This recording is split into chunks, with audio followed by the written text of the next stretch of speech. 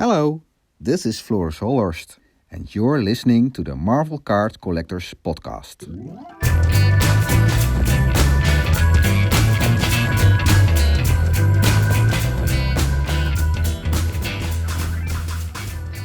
Just generally, are we all okay? Physical health notwithstanding, are we all right? Because it's been a bit quiet of late. And Josh, I know you've been moving. Wesley, I know you've been bonkers at work. Keith, have you been bonkers at work, or are you just It's like it's starting to heat up. So this is it's starting to get warm out, it's starting to get nice out, and I have a lot of right? seasonal accounts, Oh, okay, and they're poking their head up for the season. right, okay, cool. I was wondering the Jason, same thing too, because it was kind of like yeah. And Jason, you've been golfing a bit. I I went saw to you at the I went Masters as to well. the Masters Okay, tournament a couple okay. weeks ago in Awesome. Augusta. It was awesome. Yeah, yeah. Good for you. Yeah. I'm sounds like a drinking out of blast. some water out of one of the Cool. cups, the souvenir cups that you get with your beer. How'd it hold up? Experience was great. Oh yeah, it was awesome. It was it's it's weird. It's kind of Disney World-ish. You go in through a gate, they scan your ticket, they check your bags, you go through a metal detector, and then you kind of go past a gift shop where there's a line of people and there's trees and stone steps, and then you walk out and the golf course just like opens up and it's immaculate. Like I mean, like what it looks like on TV. They put a lot of work into that course, and then you're kind of when you're there, you're there for the day. A lot of walking. I walked probably 24,000 steps, yeah. almost 9 Oh miles, wow. and the equivalent of 16 flights. It's very hilly. Oh, okay. Oh yeah. So I was tired. What was the best food you ate? The food's all right. It's very affordable. Yeah. Yeah, very affordable. Like the barbecue pork sandwich is $3. Yeah. Barbecue pork right. sandwich. Yeah. There's Do a they thing. have that over there? No.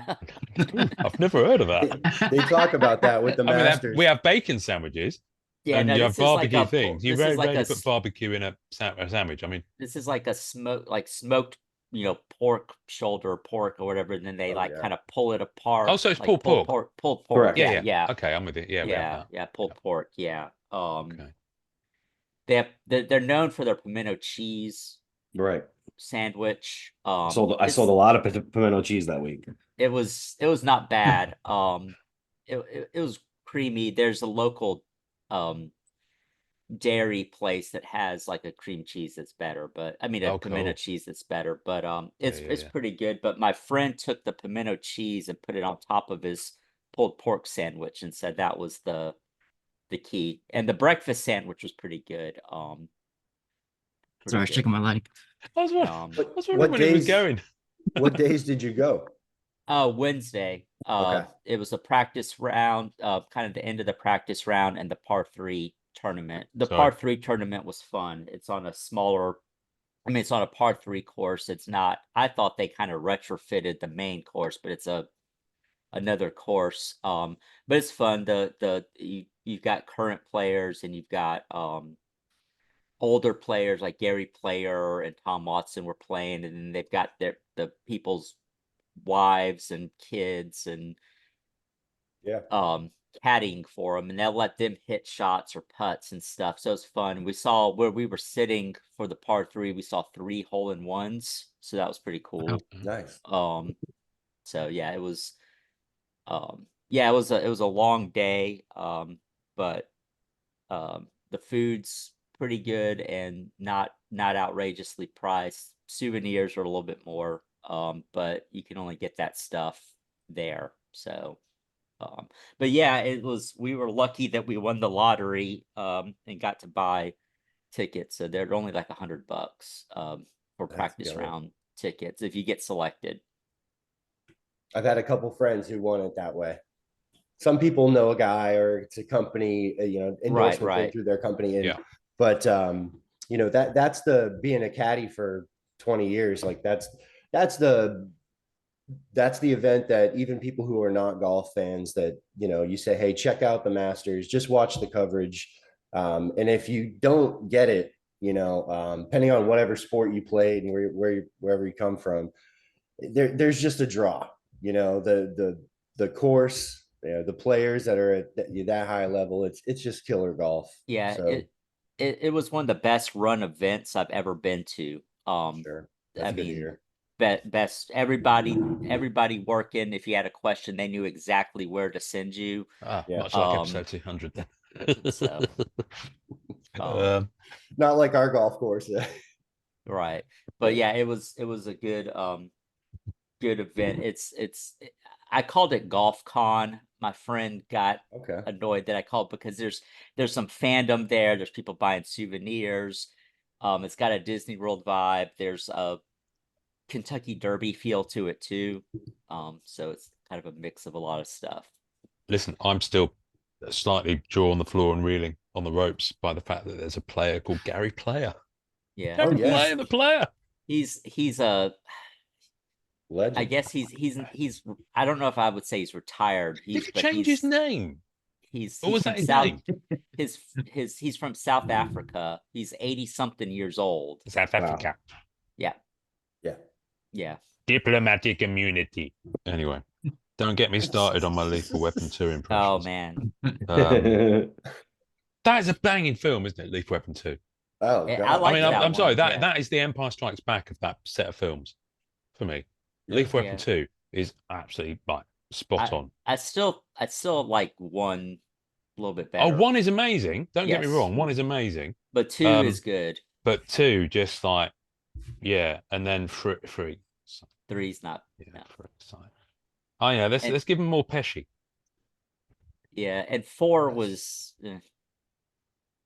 Oh yeah, I forgot they made a 4. Yeah, I liked that's- 4, but it had Jet Li in it, and that was why. So I'm Oh, partial. Yeah. well, there we go. 3 was really horrible. I remember watching it once and like this is kind of boring. Like I was I went to see Lethal Weapon 3, I think, and I took, I think what you would call now as an edible, but it was like someone had made like truffles basically. They make like it's a tray bake thing, and you cut them up. It's like a fudge type thing, and they put shitloads of cannabis in it basically. And we bought them off someone who worked at Stage Door, one of the theatres, in little batches. You have one of them, and your evening's completely sorted. Anyway, me and a mate went into the cinema and took one of these each before Lethal Weapon 3, and we just pissed ourselves laughing throughout the entire movie. And it felt like the movie was only 20 minutes long. It's great. Yeah. So the first time I saw Wow. Lethal Weapon 3, I was top hole. We chose not to drop an edible before Saving Private Ryan, and I think that was Yeah, probably the right probably move. a good I think idea. that was probably the right move. Yeah. There are movies that I wish I had dropped one of those before. But Is that a that's not one of suggestion them. for episode 300? Seriously, we should do one of these where we're doing like you heard of drunk story time, stuff like that, yeah? Where Mhm. people Yeah. like drinking and Oh, trying to yeah. tell stories. yeah. I think we should seriously. I mean, I don't know what your proclivities are. Keith, I know you like a drink. Wesley, I don't know if you do or you don't partake. You know, for all I know, Josh and Jason, you could be recovering alcoholics, and we could be leading you down a really dark path right now. However, if you were up for it, I'd really love to do a drunk episode of this podcast. Ooh, The only thing is, absolutely. I'm not sure we could ever air it because we'd start taking. Probably true.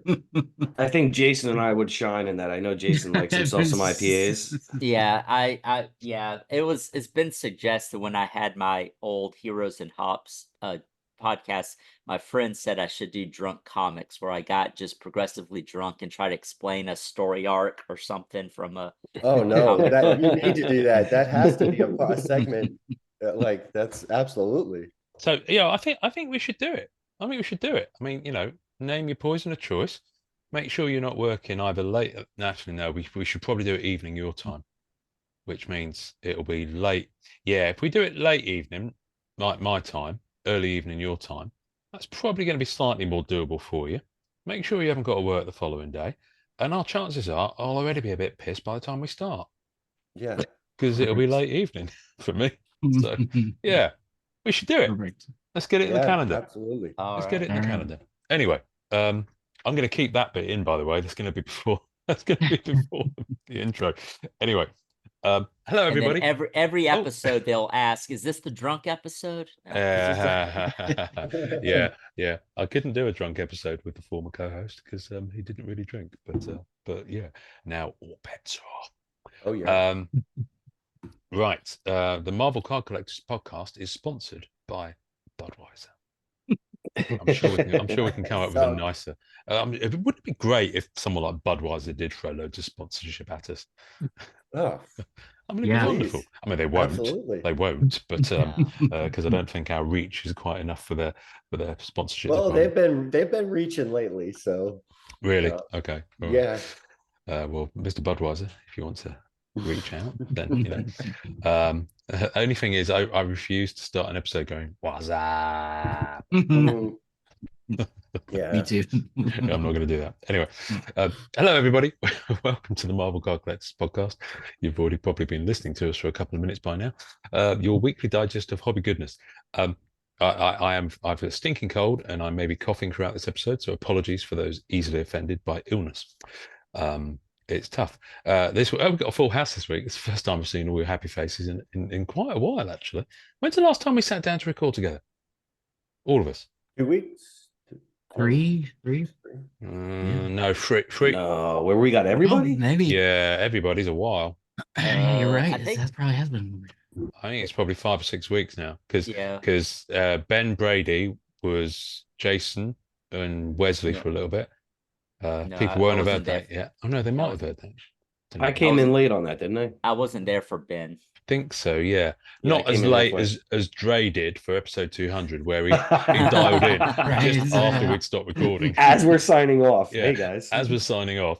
And then in comments said on the photos, where was I? I said we stopped recording by the time you appeared.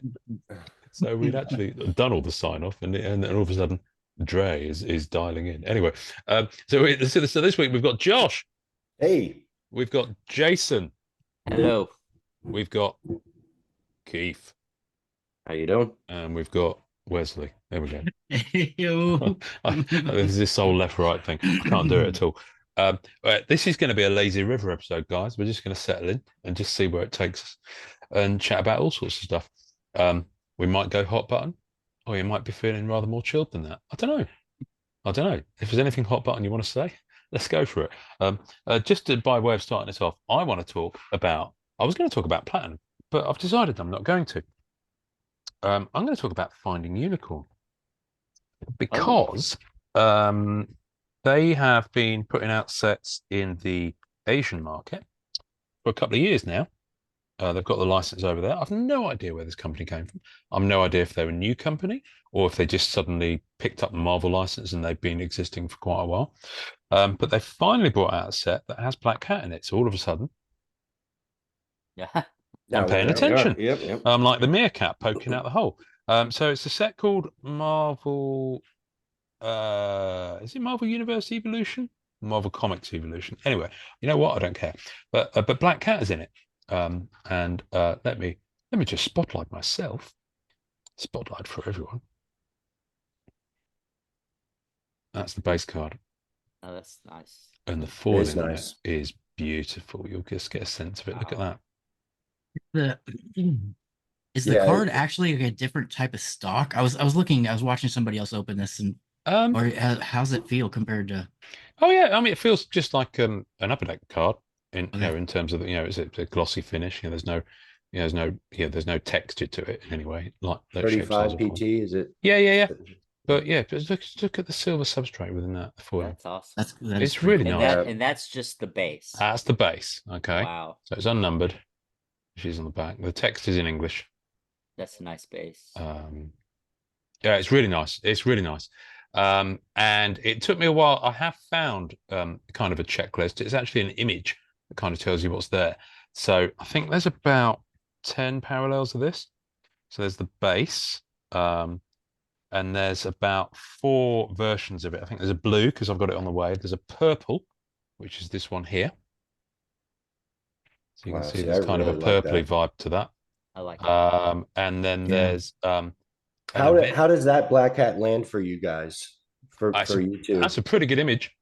Yeah, I think it I've looks seen great. the artwork That's before, but That's Yeah. awesome. I like it. I like the I Um, suit. can't I like tell the for costume. sure. It might be Humberto Ramos, maybe. Yeah, it doesn't say on the back. So Finding Unicorn, put the artist Like- on the back.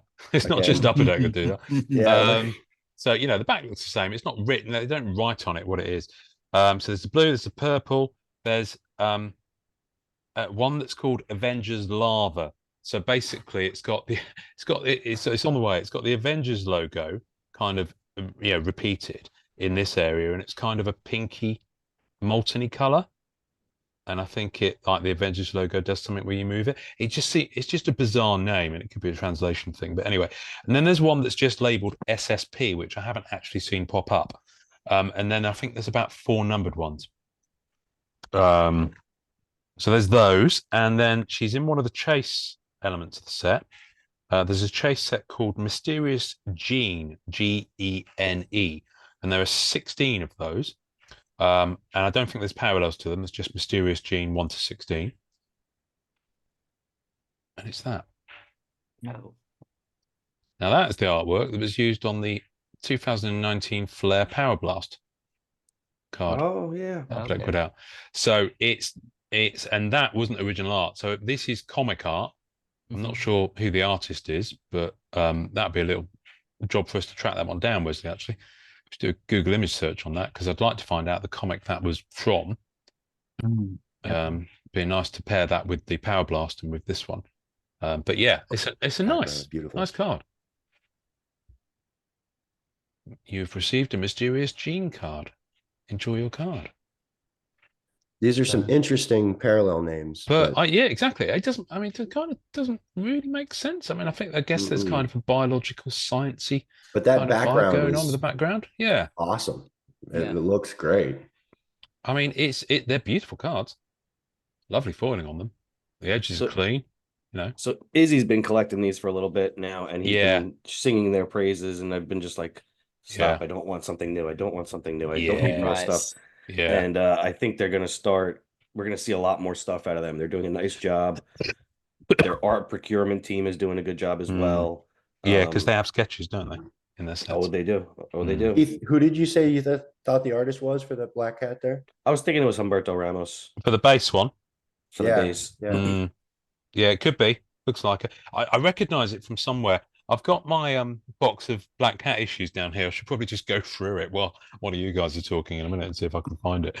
But yes, and but I have to say I've seen some people breaking them, like US side, but I haven't seen much on eBay at all. I think there is one seller at the moment who's just listed I think 3 base cards, but I think they're all the same, and a Mysterious Gene in the US. But otherwise, all the ones I've got so far have come from China. And they've got. Do you think we could see them take off? And what do you think it would take for them to take off? Is it the right kind of content creator showing them, or to be honest with you, I think. Well, I mean, take off in what way? well, you don't see them in group. I see a lot of the sketches and the sketch stock and guys trying to sell that. You do see them. Yeah, you do see them. I think, but yeah, you don't see them much. I think, to be honest with you, I think it's just a case of immediate accessibility to them. Obviously EPAC's immediately accessible, and Upper Deck products, physical, are pretty much accessible now. Everyone's going gaga over platinum, but you can go to all the big retailers now and buy most of the recent products. They're still out there. So people are doing that. I don't think any of those big American distributors, unless I'm wrong on this, are getting inboxes from Finding Unicorn. And Yeah, I think the part of the reason is Finding Unicorn stuff probably cannot be sold directly within the US because of the licensing. Right. Because you see what I mean? Upper Deck have the Marvel license for US, Canada, for trading cards, and a few other territories as well. Right. Finding Unicorn will have it for whatever turf they're in. So I don't think Finding Unicorn could go to a Walmart and say, "Can you sell these in the US?" Because they'd be in breach of the Upper Deck deal, if that's what I mean. So I think it could be something to do with that. I think Izzy's a good one to mention. Black Cat's been in a lot of the sets so far because a lot of them have been MCU focused. So that that's why they've been on his radar. That's why he's been going after them. But yeah, it's difficult to find a lot of the. You can't even find a checklist for some of these sets. I know I haven't. There's been a couple times I've tried to go on eBay and look at some. You have things set to try to get certain characters, and I haven't seen any. Yeah. No, it's What's the basis of the name? Was there a comic line, Finding Unicron? What the only Finding thing Unicorn? I don't know. To be honest with you, I think that's just the manufacturer or brand name. It's like a pop culture thing. Because I did a quick look at their website and they sell all sorts of other stuff, including figures. And Ian, you did a box, or you just got some loosies? No, I just bought them loose. Okay. So I believe it's affordable too, even with import. I think so. Yeah. I mean, the thing is, of card sets that come out from that part of the world, I think the Caillou ones have had much more exposure in the US. People have been buying those in by the boatload and showing them in group. But Finding Unicorn has kind of just been on the periphery, really. So, but yeah, they are lovely cards. If you're a character collector, it's definitely worth checking them out. Yeah, I've been impressed with what I've seen out of them. And I think a while back I saw, I don't know if it was in group, but from the Infinity Saga series that they had, there's like a line that has parallels. It's a comic art, and I did a deep dive on eBay looking at those. And I think I found a few on ComC. I didn't buy any, but I've come across, I see them a little bit more and more. Yeah. But not quite like Upper Deck or even the other one you mentioned. I see a lot of those. Caillou, yeah. How many? More TCG. Is it a big set? What are we talking? I think it's about 100 cards, but then you got the parallels. So 130 cards. Yeah. There we go. 130. I'm looking at stuff right now. Both Keith and Wesley are busily online. I know Keith's looking up set info. Wesley's looking up to see if he can get the black cat on eBay. Yeah, I mean a box is like $180, which in this market is pretty, for the quality. For the quality of it, pretty darn fair. Yeah, it's fair. I mean, $180 is the equivalent of like $100 pre-COVID. And it'll be about $250 after this airs, but right now it's $180. So we are pumping it, baby. Pump it. Yeah. Come on, pump it. We're pumping Finding Unicorn this week, kids. Apparently, as soon as you talk about it, we're pumpers. And I've been very much enjoying picking up a few of the old do we know like Marvel Platinum? Oh, sorry. Is there an artist set listed for it? How many artists? How many? What do you mean in terms of the sketches? Yeah, well, and the base. Like, did they? So the base is comic lifted. Yeah. Okay. Yeah, it's not original art. Yeah. Okay. I'm looking right now. I recognize this gene from it's one of my favorites ever. They're really nice choices as well. What I find interesting about them is that I would assume they've got access to a similar pool of stuff that Upper Deck do. And yet some of the stuff they're using, I'm just like, wow, okay, that's a really fresh image. They're getting sharp at picking their images. Well, they're getting sharp at picking stuff that hasn't been used. Okay. Or that might work for the design of their set. Gotcha. Or possibly they have a different, it could well be that in different regions, knowing how the big licensing and approvals and, stuff for Disney is quite a difficult thing to navigate. They could have an entirely different set of library art to choose from. I don't know. Is the short answer. I'm just speculating. It's a little all over the place. There's some stuff we've seen from Upper Deck. I see some Rittenhouse stuff in here. Okay. And some stuff I haven't seen. So yeah, it's good. I strongly recommend folks just take a little walk through Finding Unicorn Lane on Dr. Google and see if you can see something that catches your eye, like Wesley is right now. He's licking his lips. Look at this. Look at this. That Power Blast image is from Spider-Man, Amazing Spider-Man 3. It's a variant cover, so it must have been like from. Which makes it Spider-Man 3 because there's been like 6 of those in the last 20 years. Yeah, so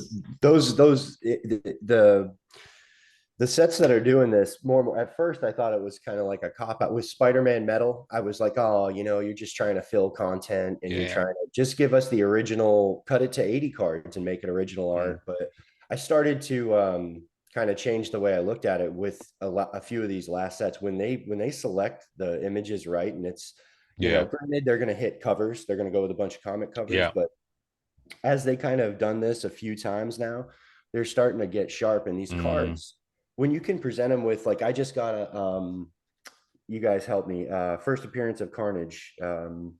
Amazing Spider-Man 361. Yeah, I was going to say mid three. So, and I was just able to pair that with the Spider-Man metal, you know, one from the cover for the original Carnage, and it looks awesome, you know, when you frame it that way. And so yeah, these are growing on me a little bit.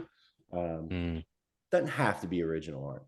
Doesn't have to be. No. Well, what floats my boat slightly, I was a bit of a poo-poo on this choice when I first saw it, but then when you get it with the autograph, it kind of really works. That Platinum Black Cat, really, that one looks really cool.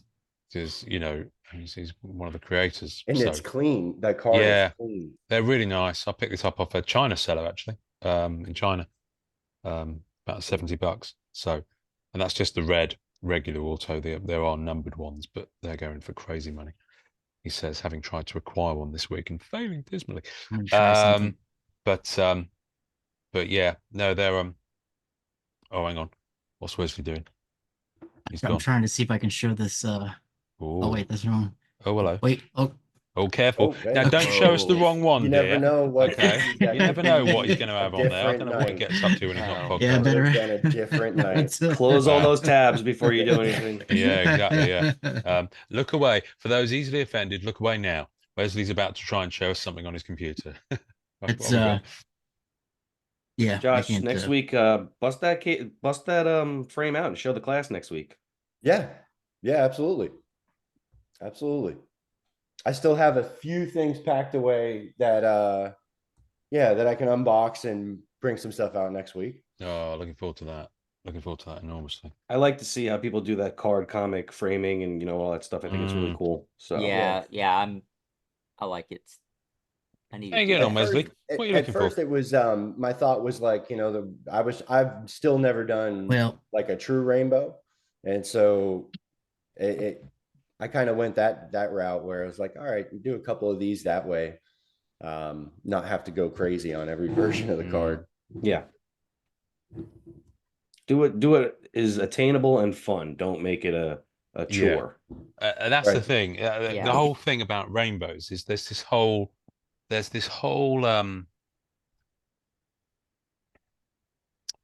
slight elitism by people who say it's not a true rainbow unless you get this or this. It's like the whole true rainbow thing. It just slightly triggers me, because, you know, a rainbow will be, you know, will stop when you are comfortable with it, or where you are not getting yourself into financial trouble to kind of get it to the point where people will say, you know, where you'll get the major thumbs up and you can flex. It's like, you know, it'll be what it'll be for you. But there's no rules here. There's no rules.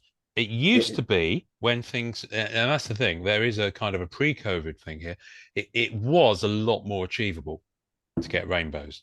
So, there was way less inserts and variants. Well, yeah, exactly. Yes. So, you know, I mean, what is it? Marvel Beginnings, you know, the plates, when it came out, that was the first. Well, actually, no, it wasn't the first set. Kree Skull War was the first set, but the first big release set, no one bought that. The first big set with plates was Marvel Beginnings. Back in the day, you know, I was able to pick up the plates I needed really straightforward, and there was just one base card.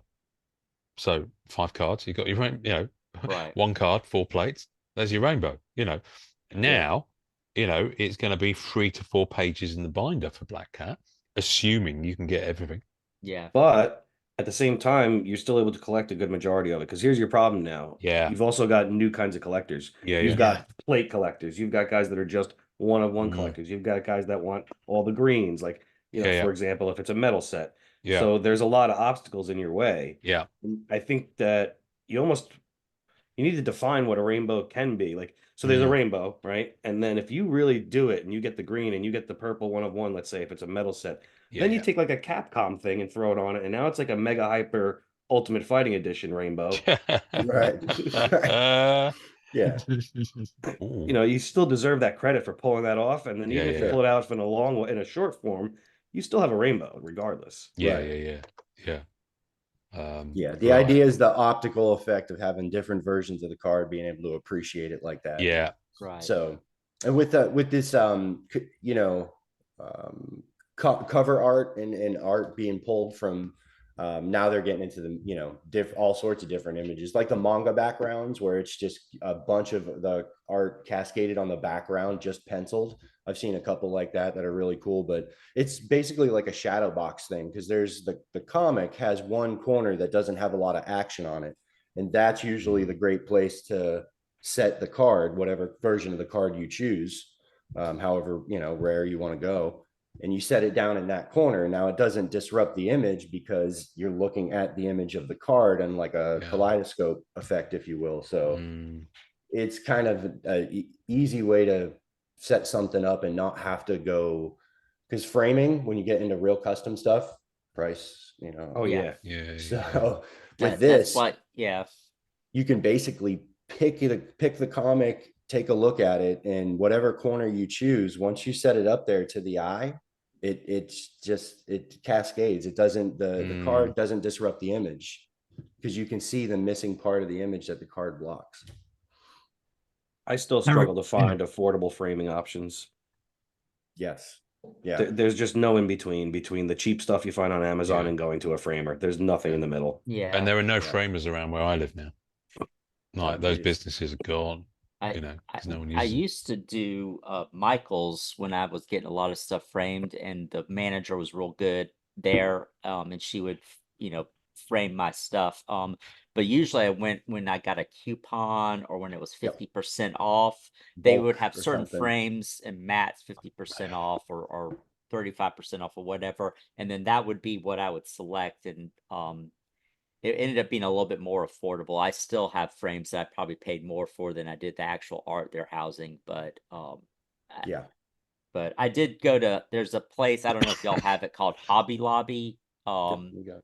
Hobby Lobby. I went there yesterday and they had just their stock frames and shadow boxes were 50% off. So I picked up 3 shadow boxes for some other non-comic memorabilia stuff. That's good to know. Like 3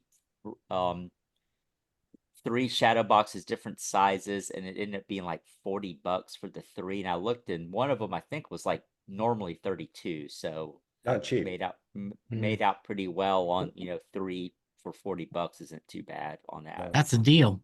That is a deal. But Hobby Lobby is not open on Sundays, so the Chick-fil-A of crafts. Yeah, you're in a weird position there with framing. Like, you can either try to come up with some stuff yourself.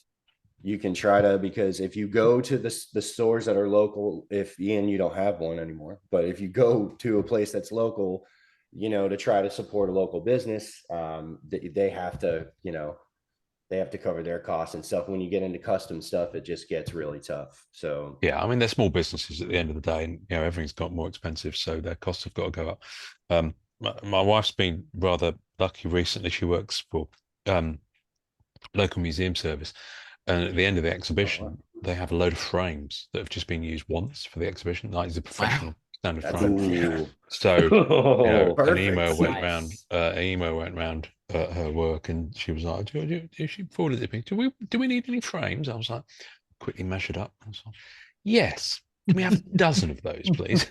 Because they're like reflective glass, and they'll have just been used for that. So we'll just get a cab home with them when they're available. But the thing is, rent a truck. Well, I was gonna say that's a U-Haul right there. I can call somebody. But I kind of figured, actually, we won't use them for. I mean, I might use some for hobby stuff, depending on how big they are and relative to the stuff I've got. But I've got, we've both got loads of theatre posters from when we worked in the West End, so they'd be perfect to just put those in and have them in our hallway. So stuff like that, you put anything in them. You can put anything in them, but I mean, I'll wait and see. I mean, I'm assuming they're going to be like the absolute, chef's kisses, bee's knees frames. They might turn up to be some sort of, fly by night pop art exhibition, and it was just like, everything was really rough around the edges, like a levelers concert in the 90s. But we have Hobbycraft over here. Hobbycraft, all one word. And my daughter loves going in there. She goes in there and she picks up loads of stuff. She says, "Can I have these, Daddy?" And I get to the checkout, they add it all up, and I'm like, "Yes, you can." I'm counting out my money. So it's not cheap, but they always have deals on as well. And they got like a membership scheme. They send you coupons and stuff like that. So it does get pretty affordable. But yeah, they have all those frames and things like that, and you can buy mats that are cut to different sizes with the beveling and all that sort of stuff. So but no, I've seen horror stories of people who've gone to take, I think it was from Masterpieces 2020. Someone took the cards in to get them framed, and the person framing them actually stuck them. Oh no! Actually stuck them, and of course that came over on that. And I think it was a full 1-90 set as well. So yeah, you got to be careful if you're going to get someone else to frame them, that they know what you do and don't, especially do with trading cards. Yeah. Because otherwise, it's like, they might not know how to properly treat the collectible of choice. Well, because sometimes you got kids working there. That's the thing. Well, yeah, exactly. I'm very quickly just going to share my screen because Wesley found the cover that Black Cat came from. I just which I think you can all see now.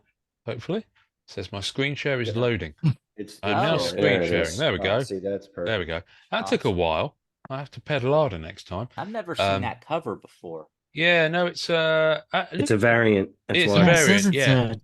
It is a Terracon cover. Terrificon exclusive. Terrific. Okay. That's another thing that they've been doing with a lot of base card art is pulling from variants. Yes. Yeah. And it's kind of the pool is endless. I like that though because it makes the search a lot more fun too. Yeah. Legacy 84. Right. So this will be the I can't remember his name now. Anyway, just after Dan Slott's run. Issue 3 of that run. So Nick before Spencer? That's it, Nick Spencer. So before John Romita Jr.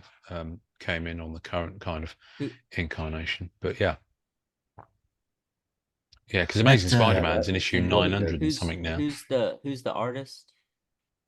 Does it say? That's a good point. I don't know. Wesley, did you find me a listing that tells us the artist? I did not. You didn't, did you? Come on, Wesley. I tried. Come on, Wesley, try. Right, Chris Stevens. Let me just. You know what? I'm going to try this Google Lens thing. Keith got it. I got it. Oh well, I was kind of hoping I'd just. But go ahead, do your thing. No, just humor me. I just want to try. I love trying this. I love trying this. Right? Did you find this results useful? I don't know. I've not looked at them yet. Google, go away. Right. That's just ridiculous. Did you find these results useful? It's like, give me a chance to eat the meal before you ask me. It should work. Let's have a look. Right, hang on a minute. You got it. Here we go. Right, where does it say they are? Oh, Chris Stevens. There we go. Right at the top in big letters, Chris Stevens. Dynamic Forces. Hang on. Dynamic Forces is still a thing. It's all right. Okay. That's me. I associate Dynamic Forces firmly with the 90s and noughties and all those like signed covers and things like that. I didn't realize that it was a brand, a thing that was still going, but here it is. Wow. Okay. Well, that's I like the art there. I really like that Spider-Man. Yeah, that's the way the Spider-Man looked. I thought it was Bianchi or someone like that. I was going to say the same thing. It looked very much like. Yeah. And then you see the foreground. I thought, would they mix two artists? I don't know, but yeah, I like possible. But I like the contrast because I've got to be honest with you. I'm not massively keen on this image of her. I hated that Power Blast in 2019 Flair. I was almost afraid to say it, but yeah. It's just not my cup of tea. But it's one of those cards that's like, it was a pain to get at the time. And when I got it, it was kind of like one of those ones that you collect because you're a character collector, but you kind of resent the fact that you feel pulled to buy it, if that makes any sense to anyone whatsoever. Someone else talk. I just need to have a drink. Yeah. So I was gonna say with the earlier with those Finding Unicorn. I was researching it a little bit, looking at pictures, and I saw some of the sketch cards, and they had a very Asian look, like Japanese. Anime they were style. really, they were really cool. Well, it was almost like they were set up with like mountains and stuff in the background. They try to do motion sketch cards with that background, and I thought it was really cool. So if you look at some, maybe if that's just one specific artist, or if all the artists did something like that, I hadn't seen anything else. The other thing I was going to talk about is, did I see that there's the new Marvel Annual is hit stores? Oh yes, we can definitely talk about that because I already... got the checklist sent to me from our good friends at Upper Deck, and wow. It is well, what can I'll tell you what, you talk about what you know about it while I load up the checklist and I'll put it on the screen. Just flash me. Because I know Cat's in it. That's for sure.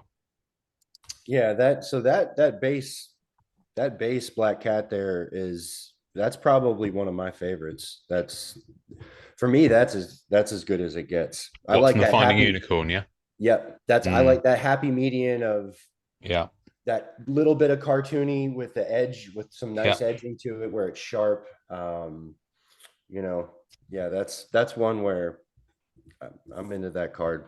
It's definitely an interior panel. It's not a cover. Okay. Yeah, I was Googling Humberto Ramos Black Cat to see if I could find that image, because it does look like his style with the base, but I couldn't find one that matched up. That makes a difference. So now that we know that it's Chris Stevens, are we all gonna DM him, ask him to come on the show to get original art from him before anybody else does? I definitely thought about picking up that. It's the thing to do lately. Picking up that comic just so I have it, you know. Yeah, I mean, I've to be honest with you, I started going down the rabbit hole of variant covers with Black Cat on, and now that her solo series has stopped, I've kind of stopped doing it, because every other week there's a Spider-Man one with like Black Cat variant covers, and they're like, it's just too much. There's so many. It's just ridiculous. And it's just doing it to make you buy the book, basically. And I go through, I mean, this whole wall behind me is all variant covers. Yeah. And that's something that I've just been jumping into. That's a dangerous rabbit hole. That's for sure. Right. Okay. Yes, I've got the Google Sheets. So I'm just opening up the and then every con has an exclusive. There's every shipping group has their own exclusive. Yeah. Yes. Then you've got the naughty ones that I don't know where the hell they come from. Oh, they're crazy. They are. Yeah. Naughty. And then they got the ones on. You guys do anything on the EPAC? What's that stuff that you can collect forever? Yeah. Yeah, that's kind of cool the way they got that set up. If you buy one, you have the chance of hitting the variants in a random, and you could trade for them too, right? So like it's just like the regular EPAC stuff. You can trade other. Have you been using it a lot? I've been using it a little bit. For the life of me, I can't figure out why they haven't migrated EPAC over to that server.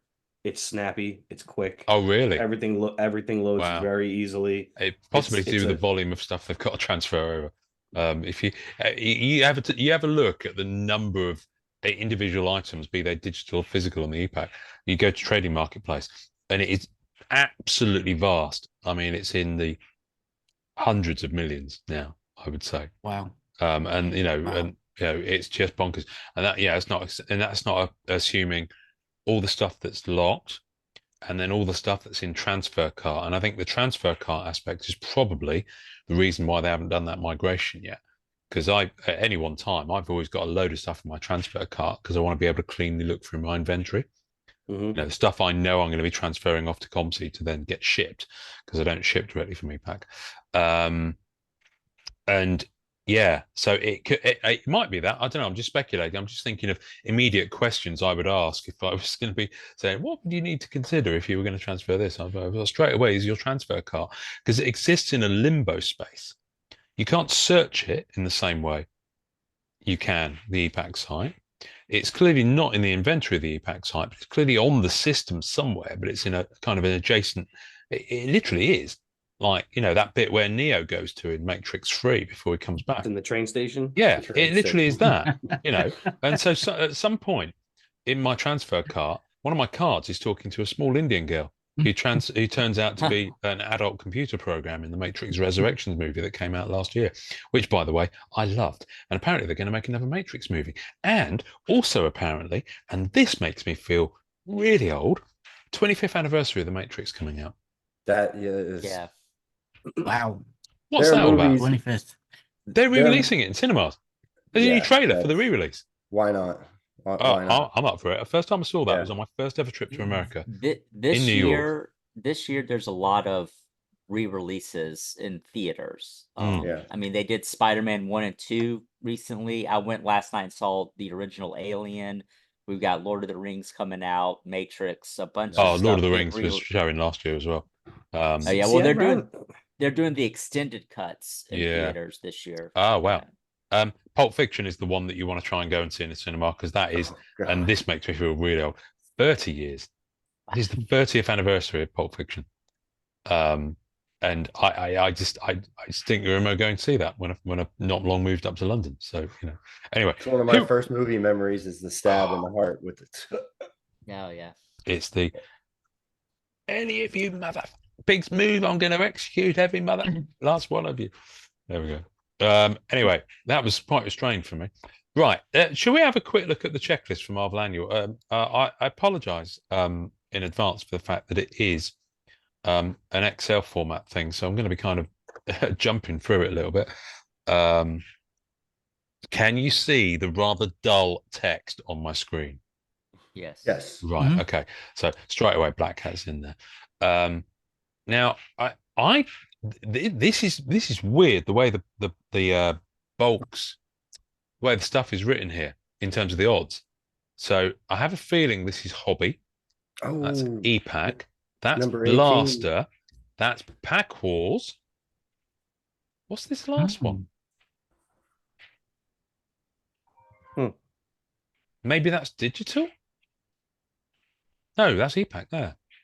So yeah, I just find I've never seen them write it that way. And then you got tech as a column and auto as a column.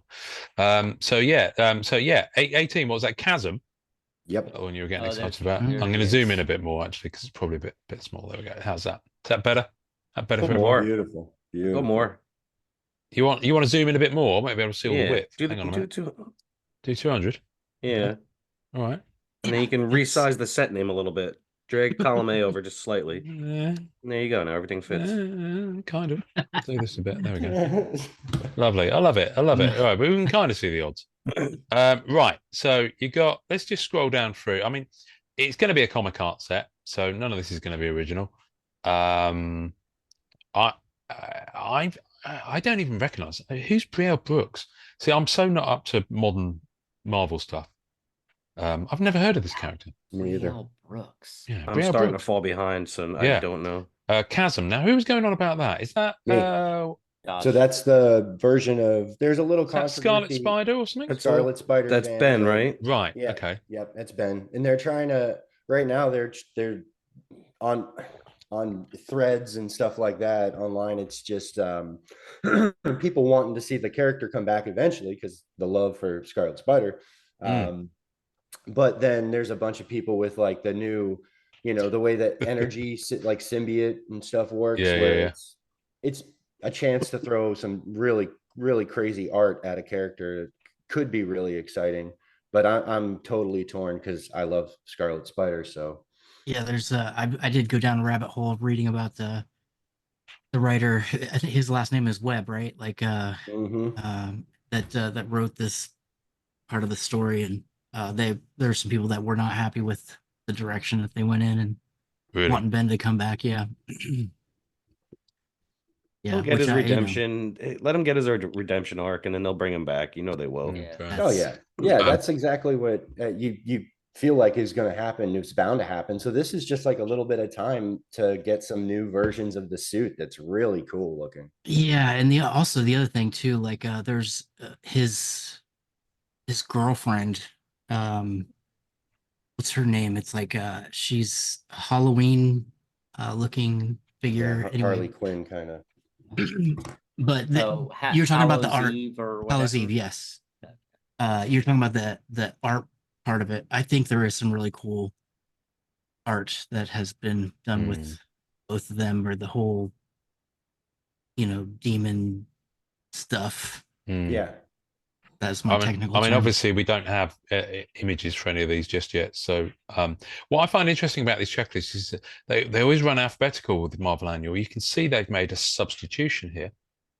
Yep. Ooh, that's a good eye. So I wonder what was card 26 before it became Phoenix. Yeah. Anyway, I'm just going to leave that hanging. I'm not going to ask you all to guess, but it's falls alphabetically in between. Oh, it will. Yeah. So it'll be D after or an DO E, and before yeah. EL. So it could be a low E one or someone. It could be. I don't know. Eric the Viking. Who is Gaslamp? And that's what I was going to go on. Exhaust and gas lamp. And it's like, Gosh. what's going on? Hallows Eve. Is that the character someone was talking about just now? Yes. Yeah. Okay. There we go. A gas lamp. I mean, you got all the hits. Gold Goblin. You got all the hits in here. I'm looking for another gap in the spelling. Lady Bright. Who's Lady Bright? Never heard of that. Let's have a look here. Mr. Sinister. Lady Bright, that almost Justin Treese is going to be happy with that. Or not. Mother Righteous. Hello. She sounds like someone you wouldn't want to meet on a dark night. Scout Cersei. I mean, no major surprises here. I can't even pronounce that. Who's that? Not even going to try. Yeah. Talia Warroad. Okay. Cookie. Is Queen Goblin different than the Goblin Queen? Did you see that? Interesting. Right, Keith, here you go. They've clearly changed X23 to Laura Kinney. Interesting. Because that is where X23 would be in the alphabet. Now, there's not a Talon, is there? No, okay. So interesting. Uranus the Undying. So there's obviously a couple of Star Brand. Star Brand, one word or two? I don't know. Anyway, Stick. There's a character called Stick. No, that's Stick. He trained Daredevil. Daredevil's mentor. Oh, of course. That's right. Yeah, sorry. Right, okay, I'm with you. I didn't realize he was still around. Splinter. 96, the Undying Anus. Yeah, I know exactly. You are not. Right. So you get the gist of the character spread. So let's just have a look. I'm not going to go through all of these. Right. So you got the base set. You got blue parallel. You got a canvas variant cover. You got a crystal clear parallel, gold linearity parallel, hologram parallel. So pretty much everything that last year's annual had in terms of the layout, which means there'll probably be an EPAC exclusive chase. We'll go to some of these chase sets in a minute. Number one spot. A little bit more normal parallels. Yeah, get ready for action sketch booklets. So they've changed them now. They're not battle booklets anymore. They're ready for action sketch booklets. And they don't appear to be character specific. Silver Sparkle parallel, and then suspended animations and top teams. So, it looks like a lot of the ones. I'm just going to scooch down here pretty quickly through the canvas, gold linearity, Silver Sparkle, crystal clear, ding, hologram, which are numbered to 23 this year because it's 22, 23. Purple parallel, so they're the one of ones. And then printing plates. Thank you for that. Hologram printing plates, Silver Sparkle printing plates. Backscatters are back. Wait a minute. So you just blew through that. So wait a minute. We have printing plates that are just made up printing plates now? No, they're printing plates of each of the different inserts elements. Oh, okay, gotcha. Yeah. No, they've done this. They've done this on a number of annuals. I mean, annual before last, you had 5 different sets of printing plates if you're a character collector, because there was one for the Pack Wars version, there was one for the fractal parallel, there was one for the hologram parallel, one for the base parallel. Do you see what I mean? So I wasn't sure if they were doing like a Planet Metal kind of thing. Yeah, no. These are actually plate. Yeah, no, they actually do. Sorry, because the backgrounds on them have different stuff going on as well. So that's often why they do different printing. Sorry, as you were. This is Superheroes of the Year. This is a new little insert. So be interested to see what that's like. Anyone in there we like? It makes sense because these are all characters that had pretty big arcs. Wolverine and Ghost Rider. Magneto. Yeah, so the Ghost Rider people will still be bleeding after Fleer Ultra Midnight Suns. They'll be pleased about this one. We've got Backscatters. Backscatters were pretty cool. People dug those. You'll be relieved to know, Wesley, Black Cat isn't in the Backscatters. But again, those are the 90s stickers looking ones. Yeah. Okay. Creator Corner signatures. No idea what the comics featured on those were going to be, but it's a pretty similar run to last year. So you got Jason Aaron, Jed McKay, Jr. Yeah, Jerry Duggan, Benjamin Percy, Zeb Wells, Kieran Gillen, Greg Land, Mario Cicchetto, is that how you pronounce his name? I mean, Jed McKay actually wrote the Black Cat solo series, but I don't think it's too much to hope for that we might get actually that might be a Black Cat thing, because he's gone on to other Marvel stuff that's still just as popular. So it's probably one of the later things. And you got some jewels there. Creator Corner. Those Creator Corner autographs are really good value, actually, I find in general. If you're into like creator autographs or things like that, they're a really good affordable subset to collect. You can often pick up some of the ones from the last couple of years at like $10. And some of these are pretty big creators. They tend to fly under the radar a little bit when you see things like Beginnings, and it's the same people in a lot of cases in Beginnings. Some of these, John Rita Jr., for example, Jason Aaron's in Beginnings, and yet the Beginnings ones, because of the framing of the card and the set, they're selling 50, 60, $70 still. Go to an annual set, happy days. If you're okay with sticker autos. Multiple dimensions lenticulars. I won't lie, I've never been a fan of the lenticulars in annual. So I don't know if this is going to be any different. Keith, there's your girl. I'm just happy it's not numbered. Then you got the SSP, so she's not in that range. That is good. Spider-Man being number 20 as well. Right, number 1 spot. All these issues here. A dark web. I can't remember if Black Cat's in that or not. Anyway, Hellfire Gala. That could be a fun one. Number 1 spot generally is a really nice looking insert. It's got good foiling. Choices. These are nice picks. These are really nice. Some of these covers. I mean, I've seen some of these covers because I still see the stuff Midnight Suns. Yeah. Spider-Man. Yeah, that'll be the John Romita Jr. number 1 Spider-Man. Oh no, sorry, that's that one. So what's this one? There's so many Spider-Man issues. I can't keep up. Yeah. X-Deaths of Wolverine, X-Terminator. There's some good stuff there. And then you got here we go. Ready Fraction sketch booklets. So you've got some pretty good artists. I don't think there's anyone. So does that mean they each got 2? Well, they're booklets. I think what it means is that they've drawn 2 sketches. Yeah. I think that's what that means. So yeah, because you get 2 panels basically. Jason Christner's been showing a lot of his stuff in group. He seems like a really cool guy. Mars Wall. Wow, people will be up for that. Hi, Miles. Drew L, who really supported episode 200. Oh, by the way, the sketch card that he did the giveaway for finally arrived at its destination recently. So I believe all parties are very happy. So Jay's Place, I hope you enjoyed that. Thank you for supporting the podcast. Who else we got here? Tim Shin. Spearia Vilches. Hello. Nice. I'm glad that she's latched on. Yeah. Rhea Owens. Nice. Malamatos Visceratos. People are going nuts for his stuff at the moment.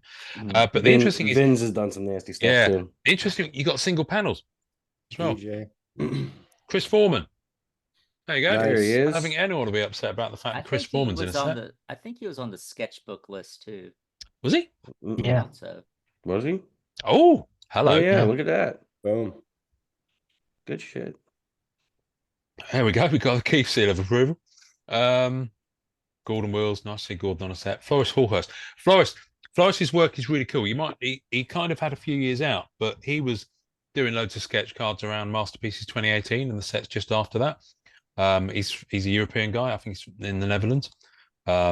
You know what? In fact, I'm probably going to put Floris's intro at the top of the audio for this episode. He's a really cool guy. I love his artwork. You should check him out. So yeah.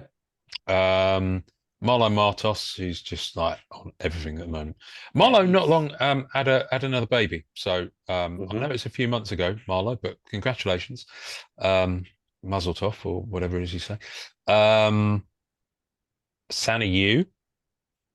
Oh boy. So yeah. So now there's that. Notice it's not a deep bench of artists. That's a pretty tight list. She's done the best Scarlet Witch sketch card I've ever seen. What's Santa Yu? Yeah, it sold for, I think it was 850 or 900.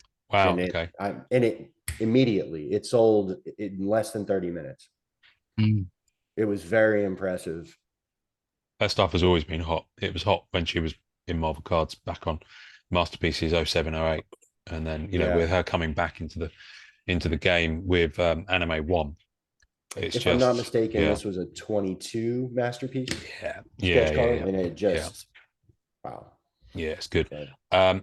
Star Rookies is always it's a 5-card insert set. It just bugs me, the size of this insert set. Why is Star Brand a new rookie? Star Brand's been around since 1987. It's probably been passed to a new Star Brand. I know, but still, and it's 2 words, not 1. Right. Because it can't be the character's first appearance or something in cards, being brought to cards. Because Chasm would have made this list because it's clearly a I don't know. Like I said, I'm not up to date with it. So Spirit Rider, I imagine that's another Ghost Rider variant, another Goblin variant. It's getting a bit bonkers, all these variants. Suspended animation, people loved those last year. Black Cat is in tier 2. You'll be pleased to know, Wesley. Yeah. Not tier 3 or 4, thank goodness. Bay the Blood Moon. Who's Bay the Blood Moon? And that Exhaust character's in here again. So they must feel there's legs for that character. I looked up Exhaust. He's a Ghost Rider character. Oh, is he? Okay, right. Yeah. Makes sense. And the tier 4s. Oh yeah, go. They're Wolverine, She-Hulk. I mean, listen, I get why they put these characters always in the most limited tier, but I really did admire the balls they had to mix it up with Masterpieces 2020 and not do that for a change. Just allow people to be able to obtain maybe a really nice card of one of those characters without having to fight it out. That's just my take on it. People should get a chance to have their character exactly at some point. What I like, it's suspended animation. They're all serial numbered as well. So. But 399 of the tier 2, that's doable. Gets a bit spicy when you get the tier 3, 199, and tier 4 is just bonkers. 99. That's interesting. Top teams. Top teams. We haven't seen that in a while. No, we haven't. And there's just it's 10 of them again. Knights of X. I'm not going to talk about 10s, but anyway, Knights of X, Midnight Suns, the new Fantastic Four. What happened to the old one? 2, 3, 4, 5, 6. 6 of them are X teams. Who is the Brotherhood of Araco? It's going to be Apocalypse's team. Oh, is it? Okay. It sounds like something from June, I believe. Yes, isn't it? Yeah. Tiger Division, is that the like Luna Snow and White Fox and people like that? I don't know. Complete silence from everyone else. So who knows? Anyway, that's the end of the list, folks. I do appreciate Ghost Rider getting a promotion. Yeah. No matter which one it is, it's nice to see him in that top tier. Yeah. Well, we'll wait and see what the artwork's like. But yeah, I mean, Marvel Annual is always a fun rip. It's fun on EPAC as well. It's kind of like, when you're going for one of those chases to get, I mean, what was it this year? You got the purple and then you got the magenta, I think, when you're doing the combines. I might be getting mixed up with beginnings because they were very similar colors. Magenta and green. Magenta and green, that's right. Okay. And then the reds was the Pack Wars. Red is that right? Was that's it, yeah. And it keeps you busy for a couple of weeks. I like the holograms too. Yeah, keeps you off the streets. So yeah, it's fun. It's fun. What else we got to talk about, kids? Anything else we want to say before we bugger off into our Sundays? And what do you guys think about the new Deadpool and Wolverine? We could have a whole Liefeld's episode feet. We could talk Liefeld's a lot feet. That's all I'm going to say. Yeah. That Whole storefront. Yeah, episode it's funny about that that. they That brought storefront. that. And it wasn't even a blink and you miss it thing. They lingered on that shot for a while. Yeah. They wanted that to land, and boy, Yeah. did it. That was really funny. That I mean, it looks like an absolute ton of fun. And what I love is that I don't think you got it from that second trailer. You got it from the first kind of teaser. It is that it's all the conceit of the TVA, the Loki timeline, and the different variants and things that they've used that as the conceit to pull them together. Mm-hmm. And I think that's brilliant. So what I would say is, if you haven't watched Loki seasons 1 and 2, do so, because it is probably one of the best Disney Plus shows. Totally agree. It's really up there. Special season 2 just absolutely sticks the landing. Even the soundtrack. Yeah, the music, 100%. the music at the end of series 2 for the final episode is just like, It's insane. It's just flawless. If you haven't watched it, watch it, because I think it will really help your no spoilers. appreciation of it. No spoilers. Those 2 final episodes of season 2 combined are probably, you could hold that up against, I don't know how many of the last Marvel projects, whether it's movie or Disney Plus all together, and it's better. Absolutely. Absolutely. And I the think writing, the execution of it. Right. It's for like all age groups too, right? I mean, like absolutely. Loki's safe. Yeah, Loki's very Oh safe. yeah, very safe. 100%. Yeah. Great for the kids, fun, entertaining, Yeah. So, but yeah, they did stick the landing perfectly there. It's really good. So I wonder how they're going to tie it into the that. stuff in the future. They did such a good job that the whole idea of what happened with the Multiverse of Madness when they did the, Reed Richards, and they gave us the Fantastic Four and Black Bolt and that stuff was kind of, I'm there for it because I was dying to see the X-Men get introduced to the MCU and that arc and that bridge, but it was kind of a cop out the way that whole thing played out at the end of that movie. I thought Homeboy was going to be a fantastic Reed Richards, and for 5 minutes like that. At least they gave it to us. Yeah. Again, at least we get to see it. Yep. Yeah, I was Love stoked. the optimism, Keith. Yeah. Believe me, it does bother me, but I was stoked to see it, just to see any version of it, because I knew what was coming here in the future. But with Loki and the way everything plays out there, no sweat. We'll be good. Eventually we'll get these versions of the Fantastic Four. I think so. And what I really liked was, if you haven't seen the end of the Marvels, the post-credit bit, has everyone seen the Marvels? Yeah. So you've seen the post-credits scene. So if you haven't seen the Marvels, turn off now, if you're even still listening. But the post-credit bit with one of the characters being in a parallel universe, and it's Kelsey Grammer's Beast, is just like, as soon as I saw that, I was like, yes.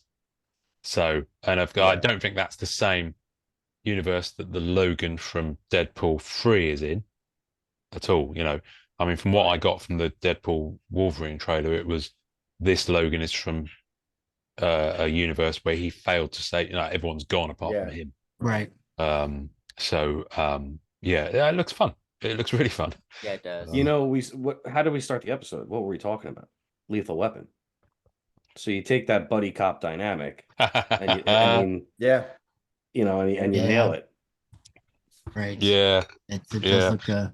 It does. It does look fun. Doesn't this all lead into Secret Wars or something like that? Because I'm trying to remember the story arc where now all of this happening is supposed to create some universal war, some multiverse war, where there's too much blending, jumping from one to the other, people from other multiverses going to ones they don't belong, and it creates some sort of incursion. It kind of collapses on itself, doesn't it? Yeah. The incursion. So I don't know about that. It could as a post credit, but this feels like them taking a flamethrower. They are burning down. They're taking a flamethrower to everything from the past and just everything Fox has ever done and just poo-pooing on it. Yeah, I think for the fun of doing it. I think it's going to do more of bringing in Fox into the MCU than changing anything that's happened with the MCU. Okay. I think it's probably I think Because we I know think Secret they're gonna- Wars is coming, so it's just how does that all tie in? And I'm telling you, they're burning the whole universe to the ground, and all that will be left is Deadpool, maybe Wolverine. I mean, Because what they need to introduce a new Wolverine at this point, as much as we love Hugh. yes, Right. So they've got to Yeah. kill him. yeah. right. And it looks like Um, there is an incursion event in the trailer because you see like a big purple cloud. Right. No, that's Eliath. Yeah, I Oh, think yeah, part yeah. of it Remember is Loki? Remember in put Loki? together. It's the and- big wolf dog monster. Yeah, it's that big cloud monster thing from Loki. Premiere the Yeah. series one. Yeah, Oh, okay. yeah. yeah, in that world that what's that world called that they Where everything goes to die. Or Right. that has no place. Dead World. I don't Yeah. know. Yeah. It's the one with Alligator Loki. That's so. It's There was a Planet Kang- Alligator, as far as I'm concerned. There was a Kang Avengers Tower there. There was an Avengers Tower in the background that had K with the Avengers A and G. Nice. The space station Nice. from the Marvels is in there too. Yes. I heard The it's confirmed, like the Thanos copter, Mm-hmm. one of the weirdest ones they Oh, had in there. wow. Yeah, Jennifer the Thanos Garner helicopter. that is going to be. I heard, but am I right? Like they've confirmed Jennifer Garner is going to be in the Deadpool Yeah, too. he's just killing everybody. Yeah. Jennifer Garner's in Deadpool Yes. Yeah, she's yeah, in it's it. the old Electra. 3. Sorry, did I just do that out loud? Apologies. I love the Daredevil movie. I know I shouldn't, but and Amanda will throw rocks at me for this, but I love the Affleck Daredevil movie so much. Oh wow. I really liked it. I Yeah. might watch it again. Oh this boy. I know, don't judge me too harshly. I was going to say something prescient and wonderful, but I've completely forgotten it. Yes, that's it. So if they're whatever they do or don't do with Kang going forward, whether they recast or whether they just quietly let that one fade away, because they could do, Beyonder. Is Beyonder going to be a character? And if so, who would you cast as the Beyonder to give it a bit of oomph? It's got to be David someone Hasselhoff. charming. David Hasselhoff. David Hasselhoff. Can he still pull it off, you reckon? I think he looks like him. Yeah, I know, but he wasn't that old. Yeah. Yeah, that's the thing. Is Hasselhoff is starting to look his years now. I've seen Yeah. some Beyonders that are, but they're mostly like what guy in like mid-20s to early 30s, like a younger. I tell you, he could pull it off. Justin Theroux. Oh, he's a great actor. He'd be really good. Have you seen The Leftovers? It I was the have, most yes. nutty series, but I it was tried. yeah, Yeah, it was it was challenging. But I enjoyed it. Yeah, that was crazy. That was Yeah. It made me that made me think. I did find I know this is from a few episodes ago, but I found my perfect Black Cat actor. Nice. For me, if Mila Kunis was Okay. that's for me, Okay. that's Yeah. she's so hot. And it works, and she looks like her. You guys know who I'm talking about? Oh yeah. Oh, I know who you're talking Yeah. about. Really? I just don't- I just Really? don't agree. Come on. The silence Yes. was more about like in the mind We were picturing. thinking. Right. It wasn't. Yeah, no one was drawing a blank. Yeah. No, someone threw up Sydney Sweeney. Not literally threw her up. That would be interesting to watch. There's a in lot our- of chatter about in that our cat actually. chat the other day, yeah, because there's been a story online. She does about a it. movie with Natalie Portman. We don't need to talk about much about, but there's a movie with the two of them together. You just look it up and give that a watch. Okay, Very well. all right. I'll Sydney add that to my Sweeney list. and Natalie Portman. Yes, no, please, seriously, if you haven't seen it, it doesn't matter what the movie's about. Yeah, Just well, put their two names, yeah. put their two names into Google, and you know, yeah. If Oh, we're jumping gosh. into MCU speculation, The Rock had a weekend with Feige recently. Ah, Really? I think he's going to be in Apocalypse. What? wow. Ooh. Iggy and the Rock. Okay. Ooh. Going to be Apocalypse? Yeah, I think so. That's my Ooh. guess. That could work, but I want not Egyptian Apocalypse, tubes coming out Apocalypse. Oh, with yeah. full- We've yeah, made those giant- mistakes. Again, this is why Deadpool 3 is happening. We're burning that universe down. Right. Very good Okay. point.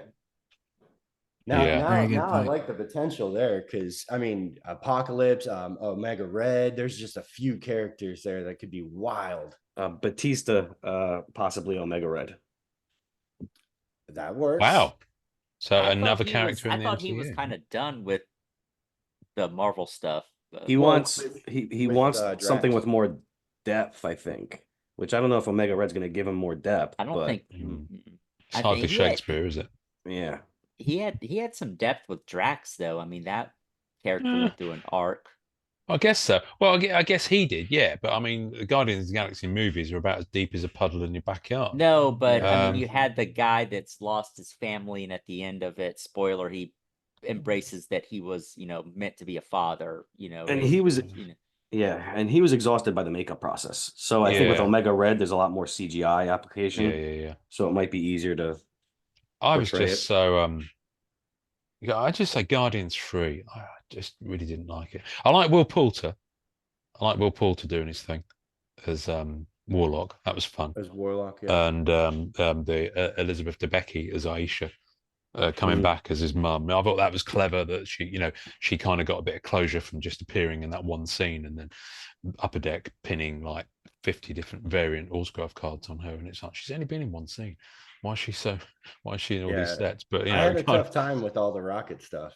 Like, I was just like, it's tough. I think I'm a bit James Gunned out, to be honest with you. Well, we're going to get more James Gunn here. I pretty know. soon. Well, he's going to be on the DC side. Listen, Yeah. I'm a Snyder fan, so I'm, I yeah. Don't get me started, but Man of Did you do Rebel Steel. Moon yet? Did you like Rebel Yeah, I Moon? watched it this week on the train journeys. I haven't seen the second one yet, so Okay, so no spoilers. I liked one better. Yeah, I thought they would. I won't lie. I think they're deeply flawed as films. But I love the visuals. I love the style. Some of the performances I could kind of do without. You know the story behind it, right? I don't. What? Before you tell me what that is, the one thing I will say is that I did feel that they had been edited a lot.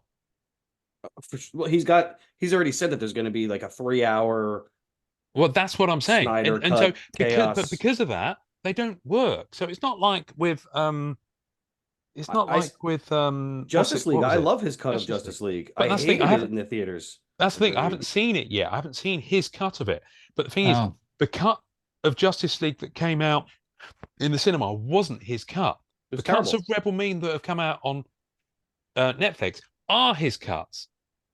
Do you see what I mean? But Netflix has given him criteria for how they wanted it to come out, so he's had to live within their I know, rules. But that's I wish I'd known that before I'd watched them, because I would have waited. Gotcha. Does that make sense? Right. Yeah. I would have waited. So yeah, Zack Snyder's Justice League. I'm gonna get it on Blu-ray. I'm gonna wait until the wife and kid are out of town for a few days.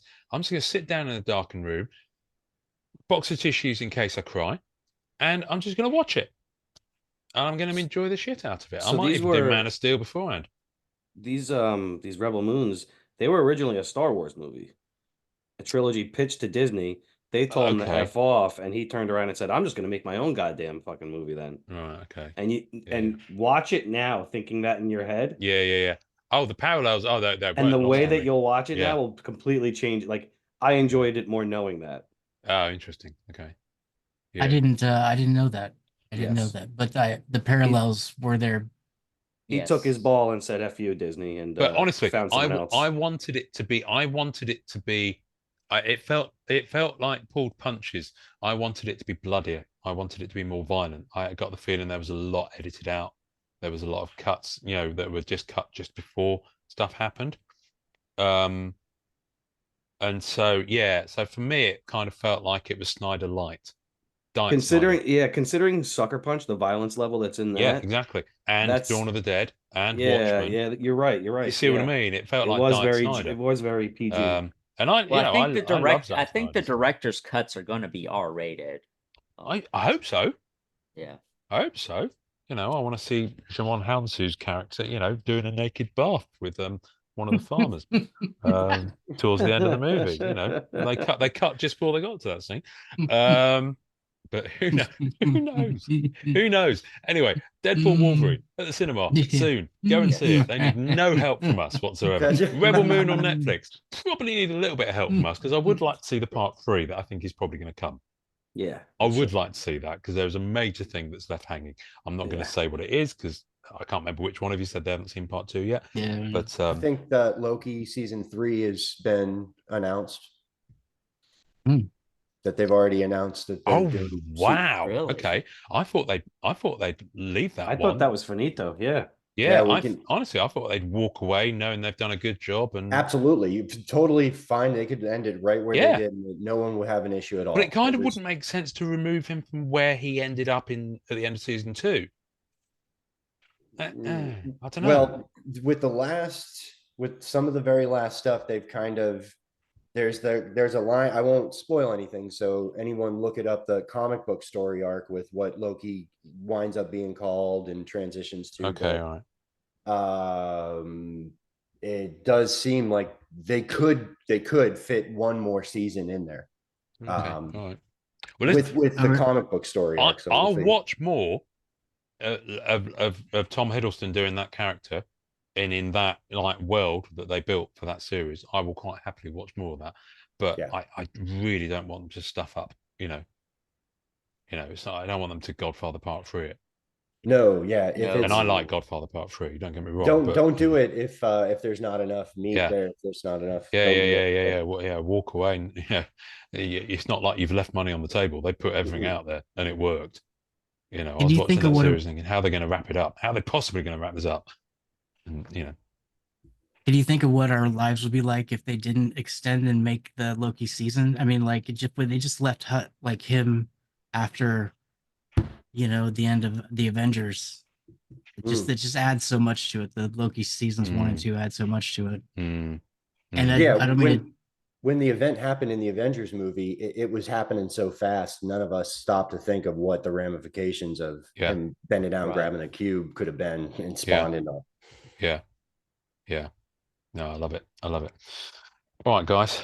I guess we better wend our way to the shore, get out of our lazy riverboat, and I won't bring up X-Men 97 then. I was thinking about. Oh well, no, yeah. To be honest with you, that might have to be an episode that I sit out of. To be honest with you, I'll let you guys just do that one on your own. Man, that has been a fun watch.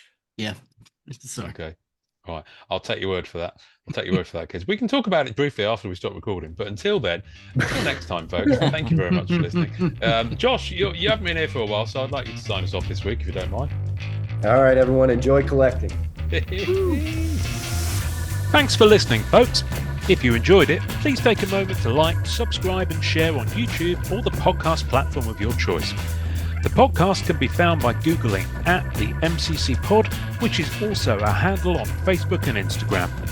If you have an idea for podcast topics or want to be on the podcast, please reach out via social media or email us at themccpod@gmail.com. Our Facebook communities are MCCW, Marvel Card Collectors Worldwide, and MMC, Marvel Masterpieces Collectors. Creative design and logos for the podcast and groups are by artist Michael Munshaw. You can find him on Instagram @artofm2. The great music we use is called Rocket Power by Kevin MacLeod.